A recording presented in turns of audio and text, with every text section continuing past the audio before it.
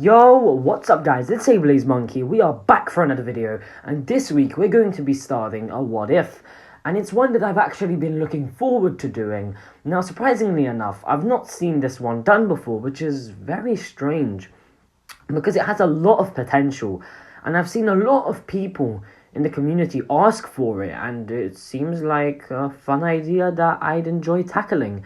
So I'm going to be doing what if Goku had a sister. But before we get into anything, we need to establish a few things. This will first of all be Goku's younger sister. Now, I know what you're thinking. Maybe are we going to get rid of Raditz? No, she's not going to be his older sister. And she's going to be roughly, let's say, 1 to 2 years old. Now, Bardock was a very powerful Saiyan who was of the middle class but born a low class warrior. He had been disappointed by both of his sons, with his most recent son having a power level of only 5 and the eldest son being stronger, however still being a letdown. This was his third child, a daughter, who was what he had hoped for in a Saiyan baby. She was extremely powerful and would definitely be a Saiyan elite. She had a power level of roughly 325 at birth, which Bardock was very, very happy with, being one of the strongest newborn babies on the planet, with obviously Prince Vegeta being the strongest at 500, and obviously Broly also being the strongest, but Bardock doesn't know of Broly's existence. Now Bardock decides that he's going to call his daughter Terza. Yes, the sister of Goku is named Terza, after turnips, as all of Goku's family have names derived from root vegetables, so of course we follow that trend. So just like in the original, Bardock sends Kakarot to Earth. Now Gine suggests that they should send the sister with his son. However, Bardock disagrees. She is a Saiyan elite. She shouldn't be sent to a mud ball planet like that. It's so weak, and Kakarot would be fine alone. However, to calm Gine down, he told her they would send their daughter to a planet sort of close to it. Now, I know what you're thinking, I know what you're thinking. Where am I going to be sending Goku's sister? Where are you going to send Terza if she's not going to Earth? And the answer to your question is something that I believe needs more coverage. It is Planet Alia, and you're probably wondering, Planet Alia? I've never heard of that. Now, in Dragon Ball Z, Episode 11, Vegeta and Nappa make their way to Earth on their journey, and they make a pit stop, and Nappa and Vegeta stop at the planet called Alia. It has an average power level of 100 to 250. So Bardock knew the strongest person on this planet would likely have a power level of probably 300 to 350. So if Terza went there by the time she was probably 5, she'd already be more than strong enough. And if not, she could always go Uzaru, and she would have no issue wiping out the planet. Gine knew this planet was in the north section of the galaxy, so it was rather close to Earth, and so they sent both of their children off. Goku still arrives on Earth, and the whole of Dragon Ball goes the same. Bardock and Gine still die to Frieza, and Raditz joins Vegeta's squad. Now, let's see what happens to little Terza as she lands on a post-apocalyptic planet, crash landing her ship in the middle of nowhere in a barren wasteland. So, let me inform you of the history of this planet. The planet was once peaceful, with the current king at the time being King Atla, but one day many rogue or evil aliens, identifiable by their red eyes, attacked. They were banished after being defeated. However, they returned with a new leader, a king, King Maui. All the aliens under Atla were defeated in one day as the war broke out. Atla was also supposed to marry his wife, Lamilla, the future queen of Alia. However, King Maui took her, and she became his queen instead. Atla and the rest of his people, soldiers like men, were locked away in a dungeon right underneath the castle. Maui built a coliseum for entertainment. He became a rogue tyrant, where he held battles, with the loser being thrown into a pit with a monster under his control. It is unknown how long King Maui ruled. However, when Vegeta and Nappa arrive, Atla describes it as many centuries. So I believe if Tursa would arrive a lot earlier, I believe it would still be under King Maui's control, as it had only been around roughly 20 years since the start of Dragon Ball when she would have arrived, and Vegeta and Nappa would arrive 20 years later, and he describes it as many centuries. So I think that it would be under King Maui's control. Now, this was unknown to Bardock, and so Tursa crash-landed in her pod, and she was discovered by two guards, just like Nappa and Vegeta were. They knew her as an alien. They decided they would throw the baby in a cell, where she was found by Atla and his men. Atla felt sorry for the child, having been lost out in space, and he began to raise her as if she was his own daughter. Now, King Maui felt rather amused after being reported that a child had landed. However, he seeing her being nothing but a thing for his amusement. Due to this, she would be actually left alive, growing up in her cell, locked away from society. Now, she had vivid memories of when she was on Vegeta. However, she only really remembered clearly her mother and father's goodbye. But as far as she was concerned, Atla was her father. She had been given her Saiyan armor after requesting for it of one of the gods. So she had Saiyan armor on, and Bardock had actually packed her some armor for when she grew up into an adult woman. Now, Goku and Tursa were complete opposites. Tursa resembled her mother, Gine, but was strong. Goku resembled his father, Bardock, but was weak. However, the one thing they had in common was the passion to fight. Tursa had a lot of fun fighting with Atla and his guards, and as she trained, she got older. Now, the average alien had a power level of 100 to 250, so we can assume at best, the strongest person with Atla might have a power level of 190 or 200. So if she trains with them for a few years and she grows older, so her power level would just increase with age, we can assume that her power level would continually rise. As she got older, I believe she would reach a power level of 500 by the time that she was around the same age as Goku at the start of Dragon Ball.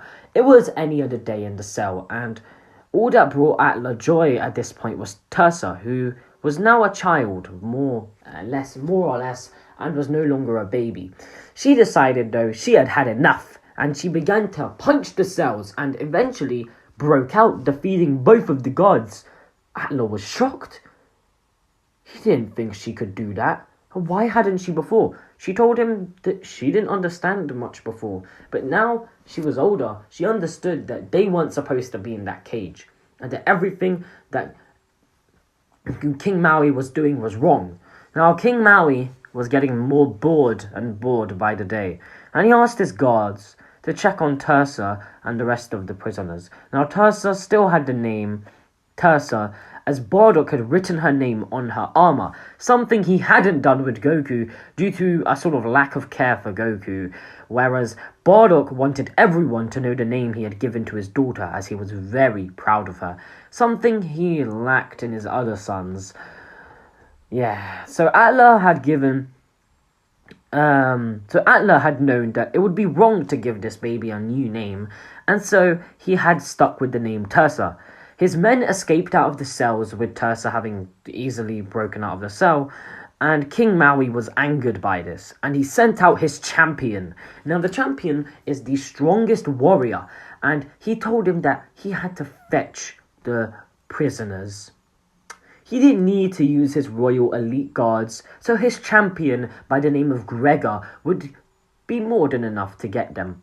Gregor eventually found them, and Tursa told her friends and her father Atla to run and escape while she dealt with him. Tursa and the champion had an honourable duel, with Tursa having her first real fight. She was loving every second of it. Now, I'm going to assume that Gregor has a power level of 300, which is way too weak for Tursa, who has a power level of 500. And even though he knows Ki and is able to shoot mouth blasts, he is no match for her brute strength. However, in the anime, he isn't really given much of a personality. So here, I think he is honoured to have fought her and accepts his defeat, ready to be killed. However, much like Goku, she was raised under Atla, who I believe is a good person, judging by the episode that Nappa and Vegeta attacked, she wouldn't kill Gregor. And Gregor is shocked, and so to repay her kindness, decides to let her escape. Now, Gregor begins to get conflicted, and he decides he's going to betray his king and join them, helping them escape.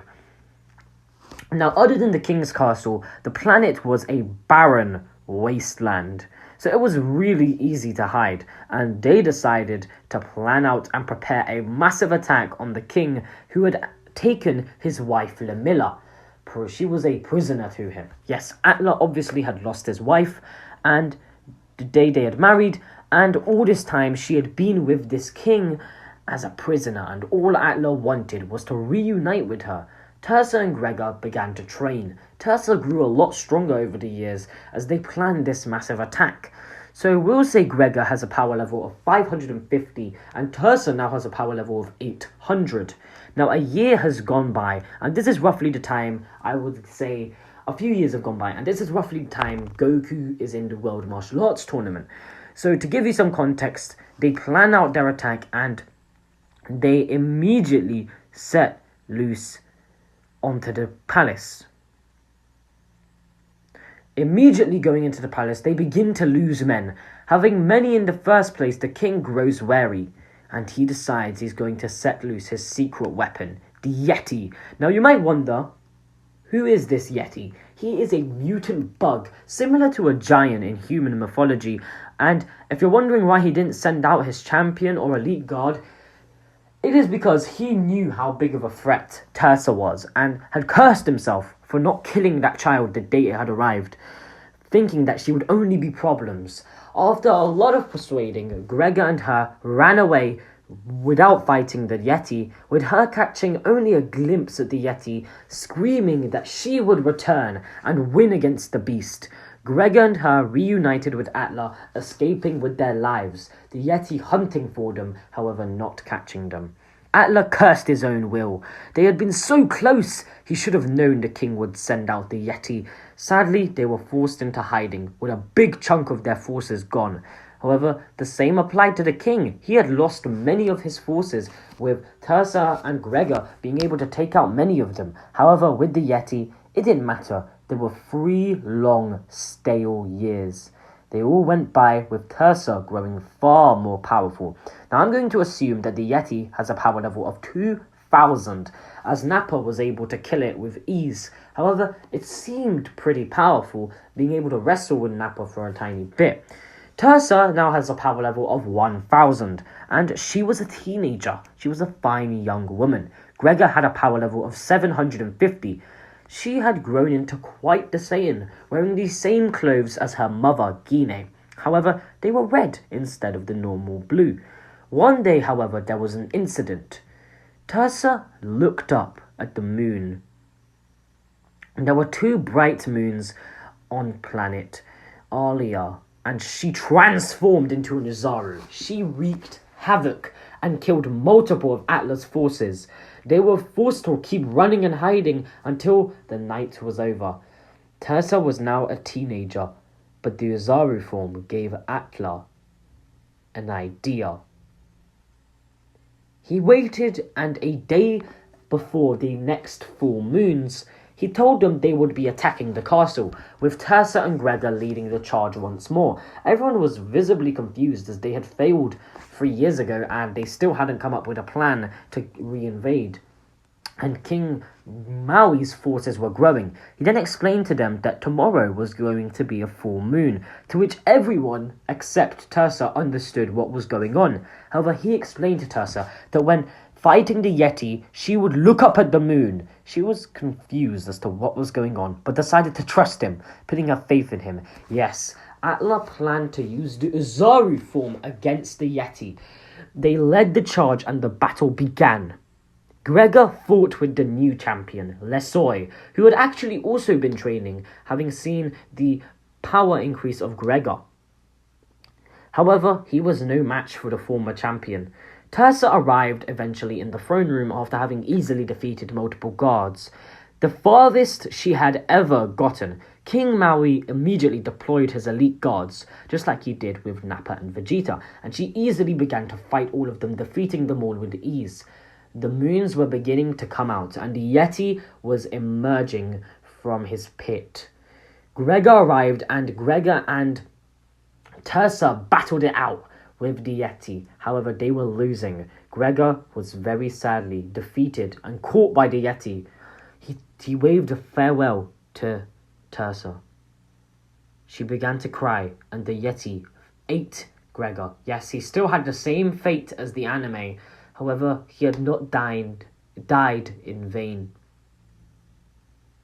Tursa cried and sobbed to think her friend had been defeated. She remembered what Atla had told her and looked up at the moon. She began to transform. Her fur covered her body. Filled with rage, she turned into a Luzaru, and the two beasts battled it out, with Atla grabbing his wife in the confusion while the beasts were distracted with each other. The Uzaru and the huge bug fought, wrestling. The bug was no match for the Uzaru, and the Uzaru killed him. The beast was dead. Now, the Uzaru had a power level of 10,000, as Tursa had a 10 times multiplier, and she had a power level of 1,000. With the Yeti dead, she rampaged, destroying most of the castle. Although she killed a few of their own, it had been a success. She fell unconscious, and while unconscious, Atla removed her tail, deeming it too dangerous. The king had hidden behind his throne, with luckily the Uzaru not noticing him. He began to run away, however multiple of Atla's guards caught him.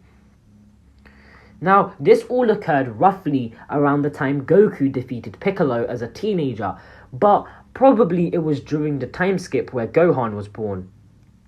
Now, that's just to tell you when it was taking place. Atla was reunited with his wife. After so long, the few soldiers that remained cheered, and King Maui was left on the ground, stripped of his title of king. A few hours later, Tursa woke up. She was still very saddened by losing her comrade she had known for so long, and he had just been taken away from her. Peace finally came to the planet, and they began to rebuild. However, a certain Saiyan brother was coming, and I think that's where we'll end it. Tursa has now been hailed as a hero on the planet. So, what did you guys think of the origin story of Tursa? Do you like this new idea for this what if? This took a long time to make because planet Alia is so unknown. But what do you think will happen with Raditz and her getting added into Dragon Ball Z? Do you think she'll meet with Goku? Do you think she'll fight Raditz? Tell me all of your thoughts in the comments down below. Laters.